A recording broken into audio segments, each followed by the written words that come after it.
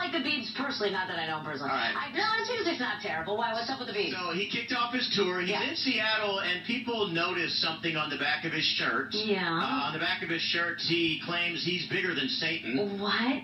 So check this out. I opened up the phone lines. I wanted to talk to his fans. They range from 16 to 23. And I said, do you think he's bigger than Satan? They all said, well, of course he is. Oh, God. Here's my issue. If you're claiming to be bigger than Satan, Satan's probably going to come out to one of the tour spots and fight you, and now people can catch fire. It's just irresponsible. Today in New York County Court, pop star Kesha losing her bid to be released from her contract with Sony Music after making some serious accusations against her producer.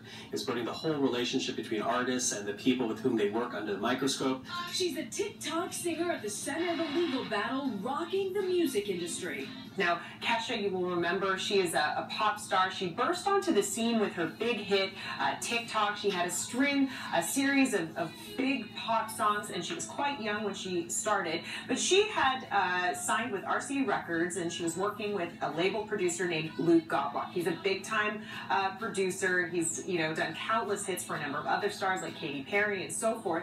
And he signed her back in 2009. Now, she alleges that Luke, known as Dr. Luke, commonly, drugged and then raped her at the age of 18.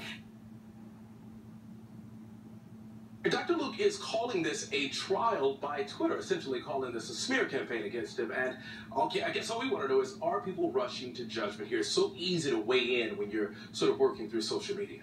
And that is part of the price that we pay for the times that we live in. She also made a series of other allegations, serious allegations, that, he psychologically abused her, that he harassed her.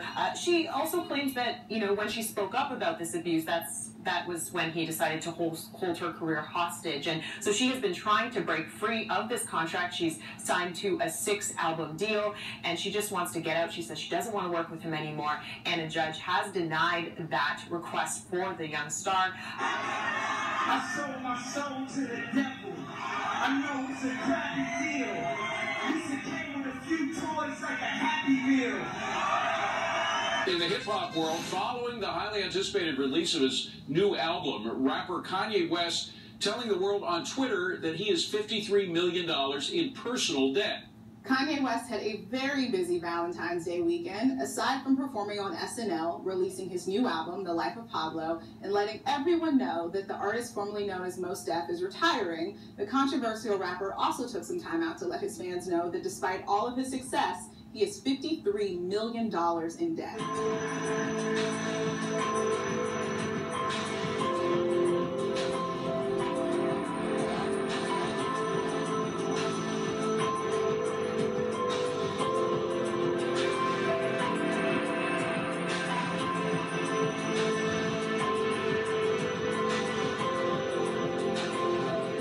UFC prize fighter Conor McGregor, he was asked by TMZ if he thought anybody could beat him. Now, McGregor, he's been on a winning streak. This is what he had to say. We have a clip of it. Take a look.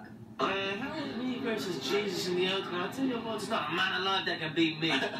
But Jesus ain't alive, is he? So I don't know. Maybe he could come back from the dead. I don't know. I'd still whoop his ass. Well, Conor McGregor has suffered defeat for the first time in his UFC career. Nate Diaz forcing a second-round submission from the Irishman. Now, Diaz took the fight with only 2 weeks' notice following an injury to McGregor's original opponent.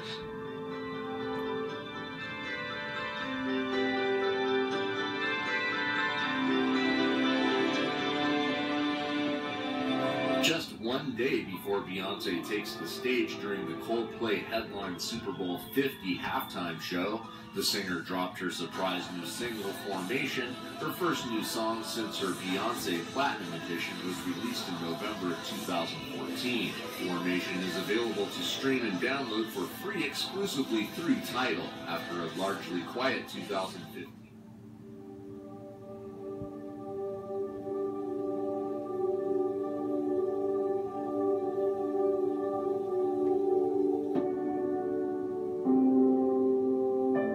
Back to 23 NBC News at 5. Tonight marks the series premiere of ABC's newest comedy, The Real O'Neills. And 23 ABC's Kelly Johnson spoke to the cast in Los Angeles to find out more about this unique show. Kelly? Jackie, The Real O'Neills is a comedy that isn't afraid to break boundaries and really goes there.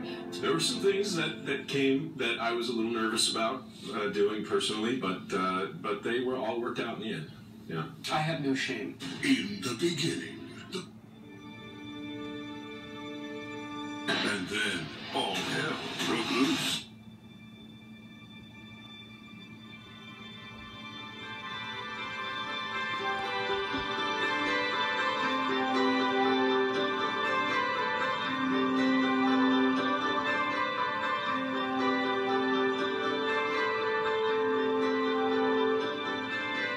So every time there's a natural disaster, they call musicians or famous people to bring awareness to what's happening in the world. In ghettos that resemble the conditions that I come from, there's a natural disaster every day. There's a tsunami of neglect. There's war between gang and rival, senseless, just ignorance and crime. And I wanted to make sure that kids in the neighborhood that I come from, starting there, aim to be more than just musicians. Not that being a musician is a bad thing. It's just that our industry is collapsed. And I speak from experience that although you can make a living, it isn't as healthy as it used to be.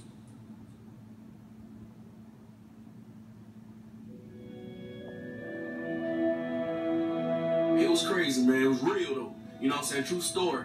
It had nothing to do with no drugs or nothing like that. It was just straight crossroads, intersection of the natural realm, you know what I'm saying, and the spiritual realm, you know what I'm saying, butting heads, and I had to make my choice which way I was going to go.